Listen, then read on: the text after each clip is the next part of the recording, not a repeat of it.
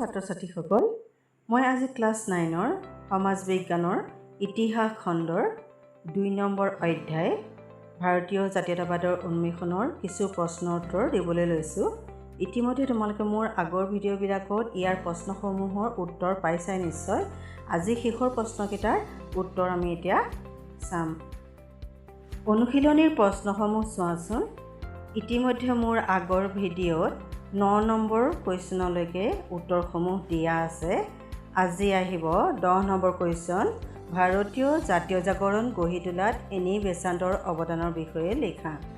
এতিয়া ইয়াৰ উত্তৰ ইয়াতে পাবা। Theosophical society. থিঅ'চফিকেল ছ'চাইটিৰ বিষয়ে ক'বলৈ যাওঁতে এনি বেচান্তৰ কথা আহি পৰিব। তেতিয়া ইয়াৰ উত্তৰটো প্ৰথমতে ইয়াৰ পৰা আৰম্ভ কৰিব লাগিব।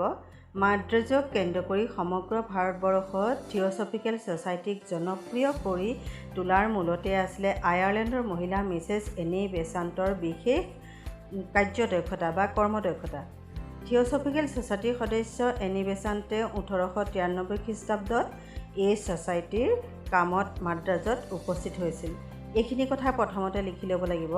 তাৰপিছত পুনৰ আগলৈ ইয়াৰ পৰা লিখিব লাগিব যে থিঅ'চফিকেল ছ'চাইটি এটা আন্তঃৰাষ্ট্ৰীয় অনুষ্ঠান। 1875 খ্ৰীষ্টাব্দত আমেৰিকাৰ নিউয়ৰ্ক চহৰত এই অনুষ্ঠানটো প্ৰতিষ্ঠা হয়।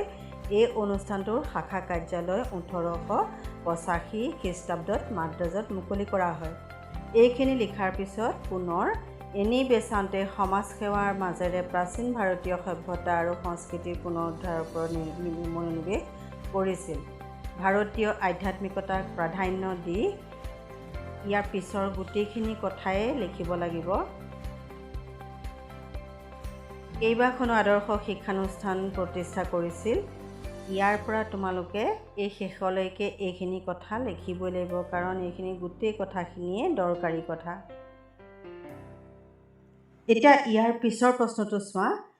আলিগড় আন্দোলন কি? এই আন্দোলনে মুছলমানসকলক কেনেকৈ আধুনিক চিন্তা চৰ্চাৰ পথ দেখুৱাইছিল লিখা।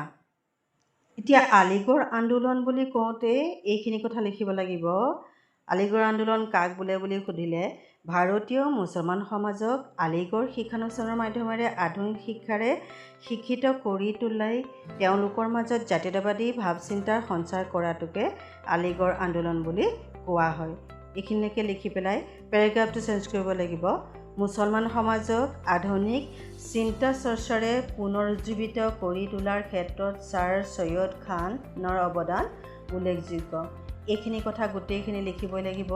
ইয়াৰ পিছত থকা যিখিনি কথা সেইখিনিলৈকে যে 1920 খ্ৰীষ্টাব্দত এই কলেজখন আলিগড় মুছলিম বিশ্ববিদ্যালয়ত পৰিণত হৈছিল। এইখিনিলৈকে লিখিবই লাগিব। এতিয়া ইয়াৰ পিছৰ প্ৰশ্নটো আছে, বাতৰি কাকতৰ জন্মই কেনেকৈ ভাৰতীয়সকলৰ মাজত জাতীয়তাবাদী চিন্তাৰ উদ্ৰেক ঘটাইছিল বৰ্ণনা কৰা। এতিয়া বাতৰি কাকতৰ ভূমিকা সম্পৰ্কত বহুতখিনি কথা আছে। গোটেই কথাখিনি লিখিব নালাগে। ইয়াৰ মাজে মাজে যিখিনি দৰকাৰী কথা সেইখিনি লিখি গ'লেই হ'ল।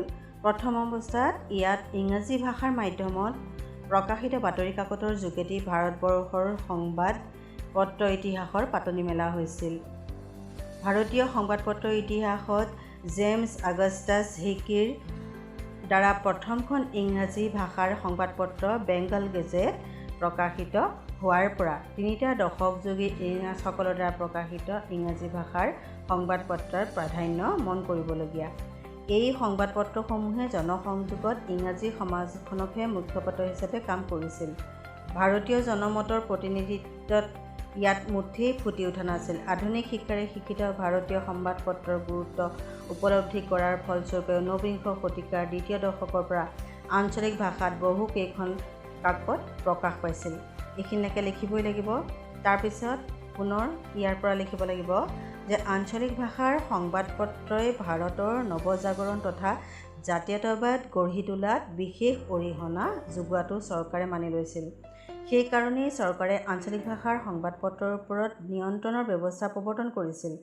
1799 খ্ৰীষ্টাব্দত প্ৰেছ ৰেগুলেশ্যন প্ৰয়োগৰ যোগেদি লৰ্ড ৱেলেছলিয়ে ভাৰতীয় বাতৰি কাকতৰ ওপৰত বাধা নিষেধ প্ৰয়োগ কৰি বাতৰি কাকতৰ স্বাধীনতা হৰণ কৰিছিল।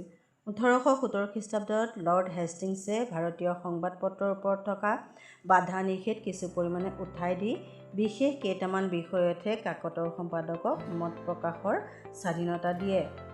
তাৰপিছত অলপ পিছৰ পৰা লিখিব লাগিব। ৰাজা ৰামমোহন ৰায়ে ইয়াৰ তীব্ৰ বিৰোধিতা কৰিছিল। এইখিনি লিখিব লাগিব। ইয়াৰ প্ৰতিবাদ হিচাপে তেওঁ সাপ্তাহিক কাকত মিৰাট ইল আখবাৰৰ প্ৰকাশ বন্ধ কৰি দিছিল। দেশীয় কাকতৰ প্ৰতি কৰা এনে অবিচাৰ বন্ধ কৰিবলৈ তেওঁ কলিকতা হাইকোৰ্ট আৰু বংগ গভৰ্ণৰ জেনেৰেলৰ ওচৰত আবেদন জনাইছিল। ইয়াৰ পিছত 19বিংশ শতিকাৰ দ্বিতীয় ভাগত বংগদেশত বহল প্ৰচাৰিত কাকত বংগভংগ বা বংগদৰ্শন, সঞ্জীৱনী, আৰ্য দৰ্শন, অমৃত বাজাৰ পত্ৰিকা আদি কাকতে ভাৰতীয়ৰ মাজত জাতীয় সত্তা বিকাশত গুৰুত্বপূৰ্ণ ভূমিকা লৈছিল। এই কাকতসমূহে ইংৰাজ শাসনে ভাৰতীয়ক শোষণ কৰি অহাৰ স্বৰূপটো উদঙাই দিছিল। শিক্ষিত সমাজখনে গঢ়ি উঠা আত্মসচেতনতাই ব্ৰিটিছ শাসকসকলক চিন্তিত কৰি তুলিছিল। 1861 খ্ৰীষ্টাব্দৰ পৰা ভাৰতবৰ্ষৰ বহু ঠাইত খাদ্যৰ অভাৱে দেখা দিছিল। দুৰ্ভিক্ষৰ কবলত বহুতো ভাৰতীয়ই মৃত্যুক সাৱটি থাকিব লগা হৈছিল। চৰকাৰে খাদ্যৰ অভাৱ দূৰ কৰাৰ কোনো ব্যৱস্থা নোলোৱাত দেশীয় কাকতসমূহে লৰ্ড লিটন আৰু তেওঁৰ তলতীয়া প্ৰাদেশিক শাসকসকলক চোকা সমালোচনা কৰিছিল। লিটনে ইয়াৰ বাবে খঙত ডিঙিৰি তোলা হৈ ভাৰতীয় আঞ্চলিক ভাষাৰ কাকতৰ ওপৰত পুনৰ বাধা নিষেধ প্ৰয়োগ কৰি 1878 খ্ৰীষ্টাব্দত কুখ্যাত প্ৰেছ আইন জাৰি কৰিছিল। মাদ্ৰাজৰ হিন্দু, বোম্বাইৰ কিশোৰী, বংগৰ বংগদৰ্শন, অমৃত বাজাৰ পত্ৰিকা আদি সাময়িকভাৱে বন্ধ হৈছিল। উল্লেখযোগ্য যে কুখ্যাত প্ৰেছ আইনৰ কবলৰ পৰা ৰক্ষা পাবলৈ অমৃত বাজাৰ পত্ৰিকা ইংৰাজী ভাষাত প্ৰকাশ কৰা হৈছিল। গভৰ্ণৰ জেনেৰেল লৰ্ড লিটনে 1878 খ্ৰীষ্টাব্দত অস্ত্ৰ আইন জাৰি কৰি ভাৰতীয় লোকক আগ্নেয় অস্ত্ৰ ধাৰণ কৰাত বাধা নিষেধ আৰোপ কৰিছিল। লৰ্ড লিটনৰ এই অস্ত্ৰ আইন আৰু প্ৰেছ আইনে ভাৰতীয়সকলক ক্ষুব্ধ কৰিছিল। ভাৰতীয়সকলে ক্ৰমান্বয়ে আত্মমৰ্যাদা ৰক্ষাৰ বাবে অগ্ৰসৰ হৈছিল। এইখিনিলৈকে লিখিবই লাগিব প্ৰশ্নটোৰ উত্তৰ। এতিয়া পিছৰ প্ৰশ্নটো আছে, ভাৰতীয় জাতীয় কংগ্ৰেছৰ জন্মৰ ইতিহাস সম্পৰ্কে এটি টোকা লিখা। এই প্ৰশ্নটোৰ উত্তৰ চোৱা। ভাৰতীয় জাতীয় কংগ্ৰেছ গভৰ্ণৰ জেনেৰেল লৰ্ড ডাফৰিনৰ কাৰ্যকালত এলেন অক্টেভিয়ান হিউম নামৰ এজন অৱসৰপ্ৰাপ্ত অসামৰিক বিষয়াই ভাৰতীয়ৰ স্বাৰ্থত এটা জাতীয় অনুষ্ঠান গঠনৰ যোজনা চলাইছিল। হিউমে কলিকতা বিশ্ববিদ্যালয়ৰ অধ্যয়নৰত স্নাতকসকলক সম্বোধি এখন মুকলি চিঠিৰে তেওঁলোকক দেশমাতৃৰ সেৱাত জঁপিয়াই পৰিবলৈ আহ্বান জনাইছিল। প্ৰায় 50 জন ছাত্ৰৰ সঁহাৰিত কলিকতাত এখন বৈঠক অনুষ্ঠিত হৈছিল। ইণ্ডিয়ান নেশ্যনেল ইউনিয়ন নামেৰে নামাংকিত এই বৈঠকখনে দেশৰ উন্নতিৰ স্বাৰ্থত এটা সৰ্বভাৰতীয় জাতীয় অনুষ্ঠান গঢ়ি তোলাৰ পোষকতা কৰিছিল। সেইখিনিৰ পৰা আকৌ এইখিনিত লিখিব লাগিব। 1885 খ্ৰীষ্টাব্দৰ 28 ডিচেম্বৰত বোম্বাইৰ গোকুলদাস তেজপাল সংস্কৃত কলেজত মহাসভাখন অনুষ্ঠিত হৈছিল। ভাৰতৰ বিভিন্ন ঠাইৰ পৰা অহা 72 জন প্ৰতিনিধিয়ে অধিৱেশনস্থলীত উপস্থিত হৈছিল। সভাপতিৰ বাবে নিৰ্বাচন কৰা হৈছিল কলিকতাৰ বেৰিষ্টাৰ উমেশচন্দ্ৰ বন্দ্যোপাধ্যায়ক। মহাসভাই প্ৰস্তাৱিত জাতীয় অনুষ্ঠানটোৰ নাম ভাৰতীয় জাতীয় কংগ্ৰেছ বুলি স্থিৰ কৰিছিল। ভাৰতৰ সকলোবোৰ জাতি, গোষ্ঠী, সম্প্ৰদায়ৰ জনমতৰ প্ৰতি সন্মান জনাই কংগ্ৰেছে আগুৱাই অহাৰ কৰ্মপন্থা স্থিৰ কৰিছিল। এইখিনিলৈকে লিখিলেই হ'ব। এতিয়া শেষৰ প্ৰশ্নটো আছে, ভাৰতীয় জাতীয় কংগ্ৰেছৰ কাৰ্যাৱলী আৰু বিকাশ সম্পৰ্কে চমুকৈ লিখা। ইয়াৰ উত্তৰ লিখিব লাগিব। এটা নৰমপন্থী অনুষ্ঠান হিচাপে পৰিচয় দি ভাৰতীয় জাতীয় কংগ্ৰেছে আবেদন নিবেদনৰ মাজেৰে ভাৰতীয় বিভিন্ন সমস্যাৰ প্ৰতি মনোনিৱেশ দিবলৈ বা মনোযোগ দিবলৈ চৰকাৰক আহ্বান জনাইছিল।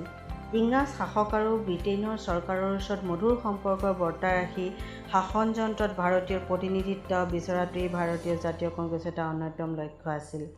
এই আশা কৰিয়েই 1890 খ্ৰীষ্টাব্দত জাতীয় কংগ্ৰেছৰ সুৰেন্দ্ৰনাথ বন্দ্যোপাধ্যায়ৰ নেতৃত্বত এটা সজাতি দল ইংলেণ্ডলৈ পঠিয়াইছিল।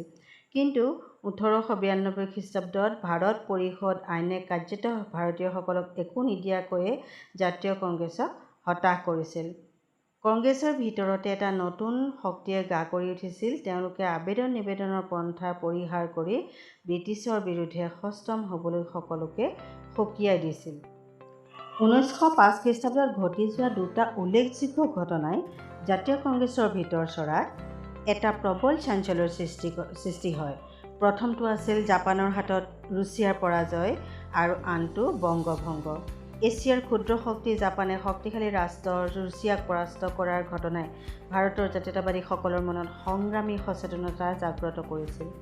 আনহাতে কাৰ্জনৰ বংগভংগই অৰ্থাৎ বংগদেশক দ্বিখণ্ডিত কৰাৰ সিদ্ধান্তই জাতীয়তাবাদীসকলৰ অন্তৰত তীব্ৰ ইংৰাজ বিৰোধী মনোভাৱ জাগ্ৰত কৰিছিল। 1905 খ্ৰীষ্টাব্দত বাৰাণসীত জাতীয় কংগ্ৰেছৰ সভাপতি গোপাল কৃষ্ণ গোখলে নাম সুৰৰ ভাষণ বিপিন চন্দ্ৰ পালে বিৰোধিতা কৰিছিল।